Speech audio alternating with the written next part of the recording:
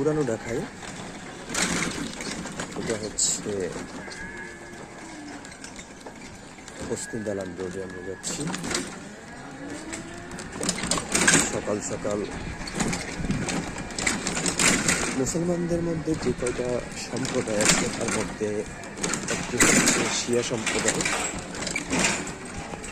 আমরা আজকে শিয়া সম্প্রদায়ের অন্যতম ধর্মীয় স্থাপনা হোসাইনি দালানের উদ্দেশ্যে রওনা দিয়েছি।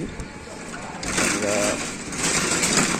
1 মিনিটের মধ্যেই হোসাইনি দালানে পৌঁছে যাব। হোসাইনি দালানের বিপরীতেই আছে হোসাইনি দালান জামে মসজিদ।